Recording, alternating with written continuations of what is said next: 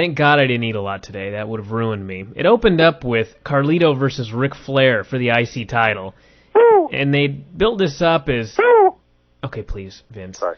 They built this up as the belt that Ric Flair had never won, which really in 2005 is the equivalent of him also never having won Tim Flower's ICW title. You know what I mean? Yeah. Really means nothing, but they had a match. It was not Ric Flair's best night, I will say that, as far as his in-ring. He looked very, very old.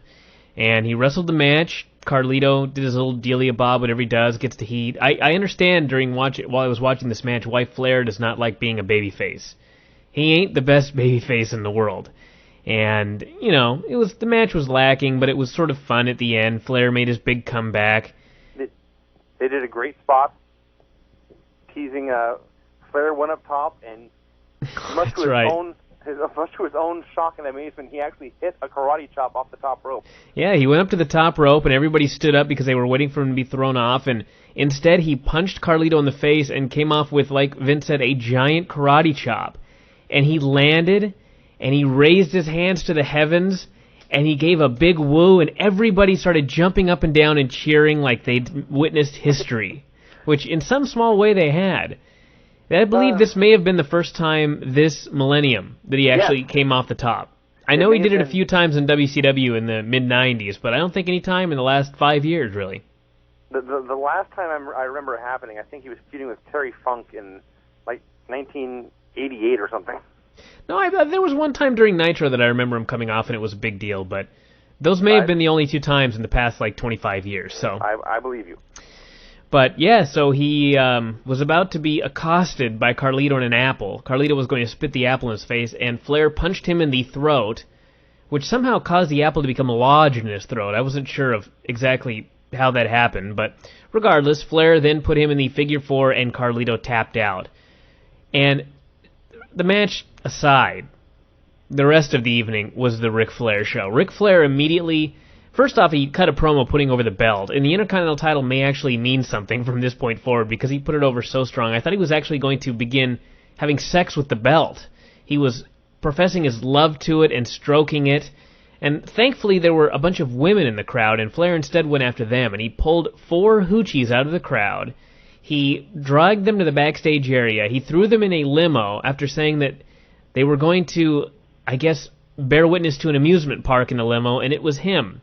Yeah. And he threw them in there. He popped 4 Viagra, washed it down with champagne, jumped in the limo, and it became a show-long storyline of Ric Flair and these women. The punchline of which was Flair, after the entire show was over, leaving. The women all left. He came out, ass first, with his trunks down. His ass was hanging out. He adjusted his trousers, pulled them up, hiked them up, took one more swig of champagne, and then did a Flair flop, and I guess passed out. He tried to woo, but he didn't have the strength anymore. He was out of woo juice. These women had ruined him. Yep, and it was beautiful. And Jim Ross made a comment about how this wasn't the first time this had happened. Yes. And that was a shoot, kids, if you want to know the definition of that word. So, yes. Yeah, Can I make a quick comment about Carlito? Yeah, go for it. It's very strange watching him work because he's been one of their stars for about a year now. Had a bunch of pay-per-view matches, a bunch of title matches, and they've pushed him pretty hard. He not only does he not have a finisher, he does not have a single trademark spot. He just goes out there and has matches all the time. He doesn't have a finish? What's his finisher? The apple spit? He has a catchphrase. I'm trying to think now. I know I've seen him do something. I've seen him roll people up. I've seen him hit people with a belt. I don't think I've ever seen him use a wrestling move and pin someone. My God, we need someone else on the line here to help us out. I guess if you're listening on the board right now, help us out. Does Carlito have a finisher in WWE? Because, to be honest, I really can't think of one. Yeah. I imagine it being some sort of slam, but I can't remember what kind it was. Maybe like his first day in, he may have hit Cena with something and pinned him, but it's weird watching him because everyone else, they got spots they're going to work towards. He doesn't. His spot is taking a high backdrop. Yeah. So, which is a good spot to have, actually. Yeah, so he lost. He's no longer the champ. Flair is, and it's a new era leading to the big feud with Hunter. He did say he wished Hunter was there to be with him. His good friend and the best wrestler alive today, Triple H, was there to be with him, is what he wanted. Actually, you want to know what may happen? Are they going to feud? Oh, they will, but it's not For going to... the Intercontinental title? No, I think what's going to happen is it'll probably end up being WrestleMania.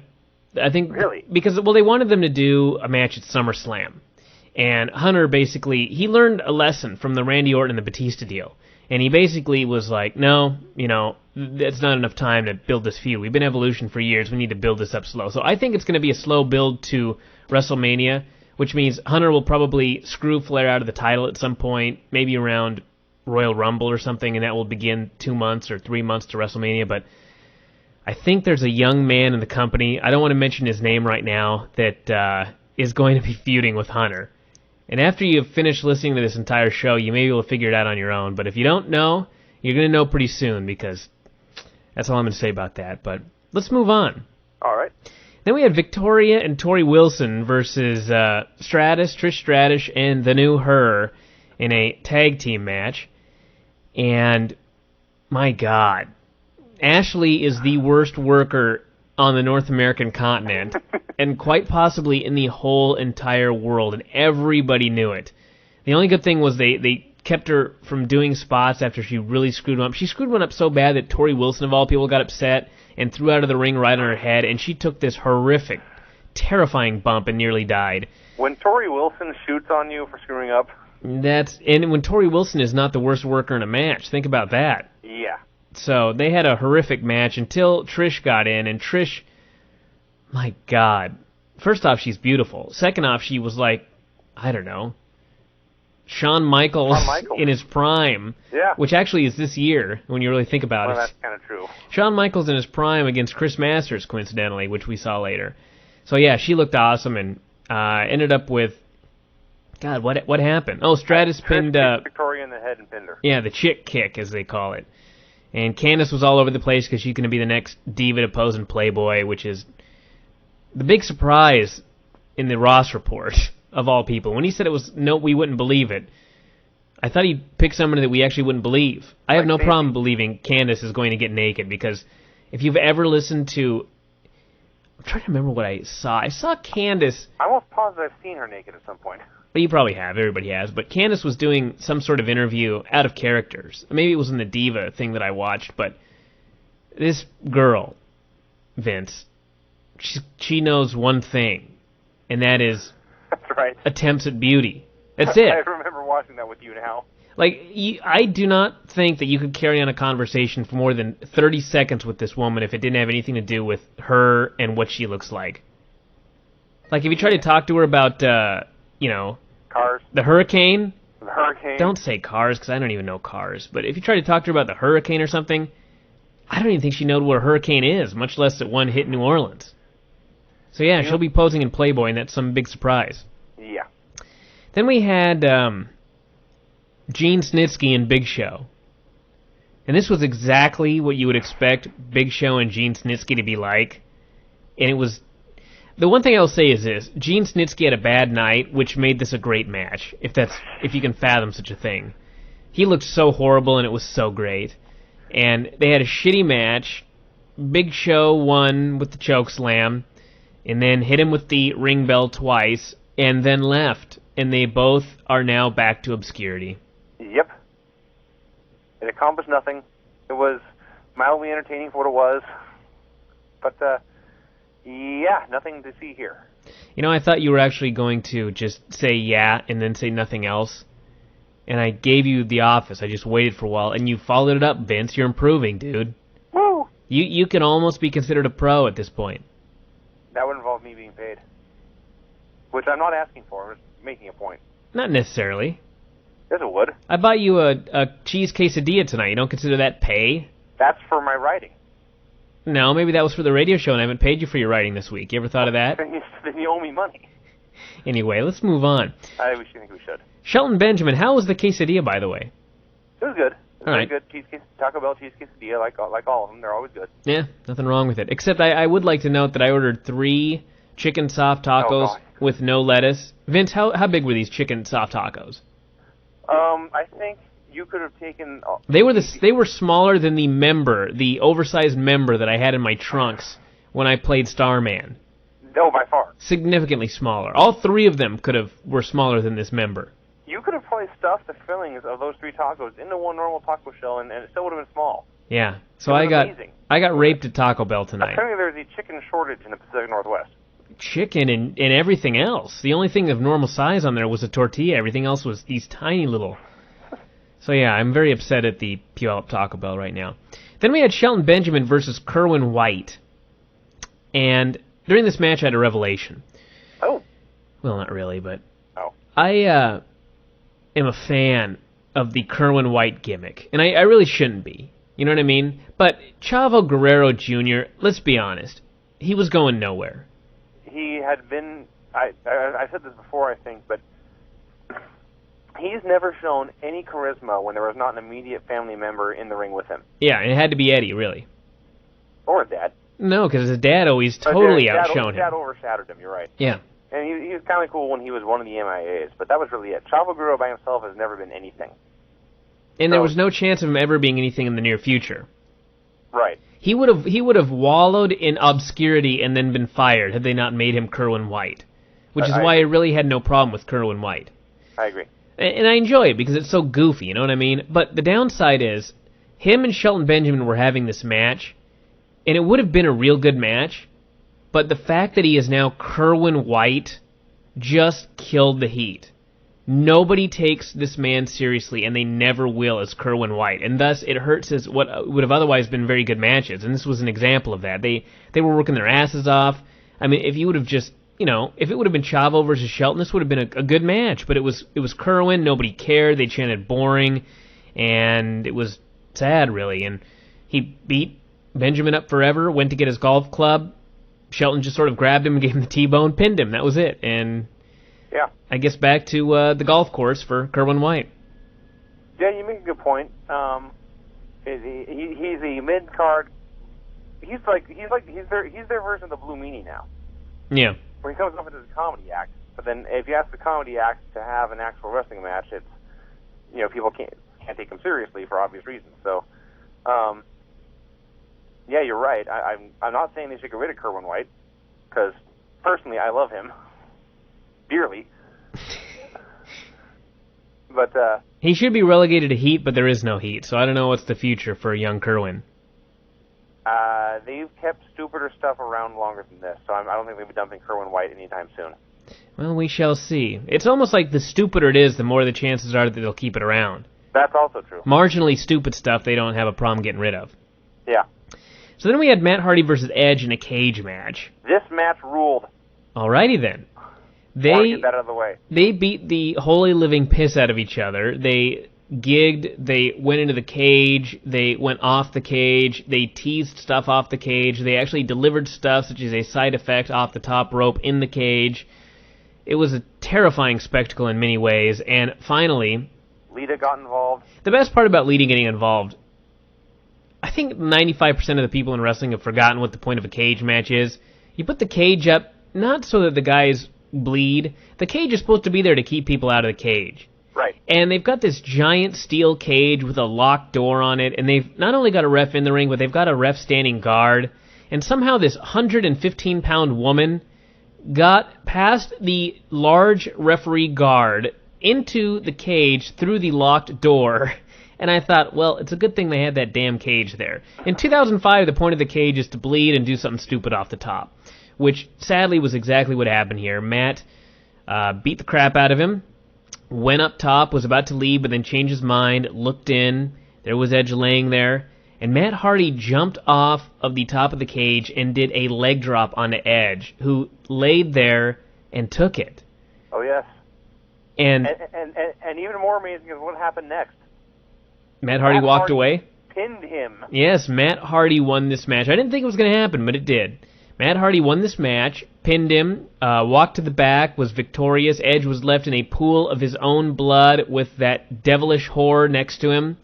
And all was happy in the world of Matt Hardy for the next 24 hours or so. Exactly. And it was interesting. It was a hell of a match. I will agree with you there. It was a great match. And I could talk about this match for hours. Well, get started. Okay, first of all, it was effing great. It was brilliant. It was it felt like, probably because it really was, two guys who really wanted to beat the hell out of each other. And they didn't just throw each other into the cage right away. They teased the cage for about 10 minutes first, and then finally started throwing each other into it. And Edge just beat the hell out of Matt forever and ever and ever, giving him these stiff kicks to the head, and they teased that the ref was going to stop it again, even though it was a cage match. But Matt Hardy, indeed, would not die. And Lita tried to climb in at one point, and Matt kicked her down, and then she just walked in the door later anyway, so I'm not sure what the point of that was. But eventually Matt made a big comeback, and he just... It is comical when you think about it. She tried to go in over the cage and was thwarted, so she just went in the door. Yeah. Shouldn't it be the other way around? She tried to go in the door, and the guard stopped her, and so she climbed in? I'm sorry, I'm thinking too much. No, you're right. But, Matt was making a big comeback, and then the ref was teasing stopping it to stop it and award it to Matt because he was kicking Edge's ass so bad. Lita finally came in and tried to cut Matt off, and Matt cut her off and laid her out with a twist of fate, and he went up top, and that's when I realized he was going to do something stupid. And at that point, I thought what was going to happen was he would do the leg drop off the top and miss, and then get pinned. Oh, I knew he was going to hit it. No, I did not think he was going to at all. And what the hell? He jumped off, damn near killed himself, damn near killed Edge. Thank God it was the finish. And I thought this was just phenomenal. Unreal. A great, great, great match. I think you may have loved it a little more than I did, but it was a great match. I won't take anything away from that. It was a great match. And I was watching and I thought, this is one of those matches where these men are going to walk backstage and Edge and Matt Hardy are going to hug. Oh, yes. And when this feud is over, they're going to be friends. I don't care what anybody says. I guarantee these men are going to be friends. Yes. So I'm not sure where they're going to go from here, because you'd figure this feud may still have legs. The people, by the way, they were also, as badly as they've buried Matt for the past, 6 weeks or so, people loved Matt Hardy tonight. So he may have been salvaged in this one night. Well, I think Matt Hardy's a special sort of guy in that he's more bulletproof than your average guy.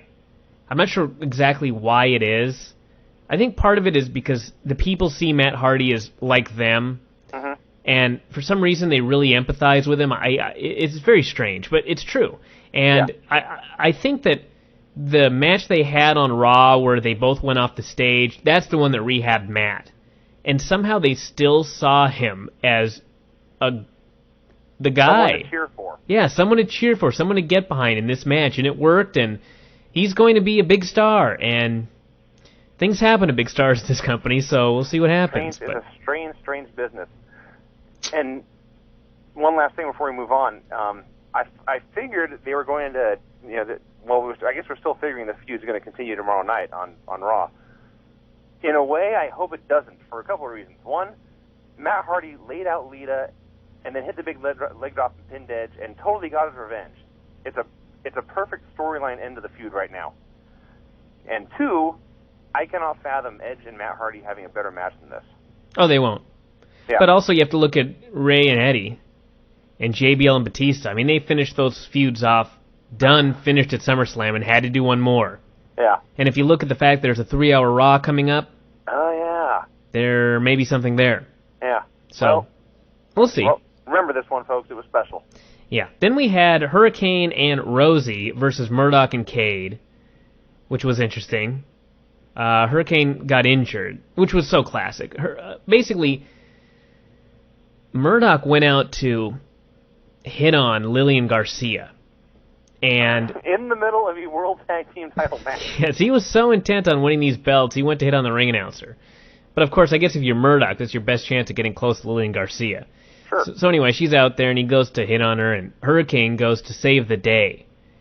And he decides to save the day by punching Murdoch, and Murdoch stumbles around to the other side of the ring. And then Hurricane decides to slide through the ring by the ring post from corner to, I guess, at one corner, just from one side of the ring to the other, some stupid dumb shit bullshit thing, and he immediately got hooked and DDT'd on his head and killed. And I thought, that is the most impotent superhero that I've ever seen, and I laughed like a madman, mostly because you're a comic book geek, Vince, and I thought, there's your comic book hero for you, Vince, a total just goob. Oh yeah. So he was laid out and killed, and they they were going to take him to the back, and they were dragging him up the ramp, and he looked up at the Titantron, and he saw that his poor partner was there all by himself. And so, being the stupid, brain-dead superhero that he is, he decided to go back and try and save the day while crippled. And, of course, he was immediately pinned, so he fucked over his partner. So, just brilliant. Talk about making babyfaces look like total morons. They did a 5-star job of it. Yeah. And Murdoch and Cade are your new tag champs. Woo! Yeah. I assume you have nothing to add to that. I had nothing to add to that. The long moments of empty dead air kind of indicated that to me. Fine, we'll move on. Okay. Shawn Michaels and Chris Masters for nothing. Just bragging rights, I guess, on the part of Shawn Michaels. Maria, I came to the conclusion during the Maria promo. Everybody knows I'm in love with Maria, and I believe she's the most beautiful girl in the entire world. Really? In the entire universe. It's true. I really do. I heard that. Yeah, gorgeous. And people are going to yell at me, but this is true. Maria may be the best worker of all the women on Raw. Explain. All right, I will. Maria, whenever she's on the screen, you cannot help but your eyes are glued to her. You know what I mean? You cannot tear your eyes away from her. Not just because she's stunning and ravishing and like a ray of sunlight personified, but because you never know what she's going to say. You know what I mean? She's like a child. It's like they always tell actors, never act with a dog or a child, because you'll always be, you'll always be shown up. Yeah. Because people are always going to watch an animal or a child, because you never know what they're going to do. It's the same with Maria. And furthermore, Maria is the only woman in the entire company that could work with Chris Masters and save the segment. That's for damn sure. Tell me I'm wrong. Yeah, you're not wrong, Walter. All right, so that's right. So I'm waiting for somebody to prove to me that someone else in the women's crew is a better worker than Maria. People are going to say Trish, but I don't know if Trish could do a better interview with Chris Masters. And Trish is beautiful, but that's why you stare at her, because she's so hot. If she weren't so hot, you wouldn't stare at her. If Maria wasn't so hot, you'd stare at her still, because she might just do something wacky. So anyway, sing the Teenage Mutant Ninja Turtles theme song in the middle of a wrestling promo. My God, she stole my heart tonight once again. So anyway, she interviewed Masters. Then he went out and had a match with Shawn Michaels, and Shawn Michaels did everything he could, dude. He did everything under the sun for this guy. And the thing is, I will say this about Chris Masters. The guy can follow direction, he can listen, and he doesn't really do anything that looks terrible. No. But with that said, Chris Masters is a giant block of negative charisma. Yes. He's in the ring, he's doing moves and spots, but there's no passion to it, there's no aggression. He just executes a move and stands there like a giant statue, and turns his head and looks at himself in the Titantron. He looks at himself at the monitor as many times as he can. Yeah, he actually, this was the match of the two men that in history have looked at themselves in the Titantron more than any others. And Shawn Michaels is now in second place, which is saying something, because he set the standard. Frankly, a distant second.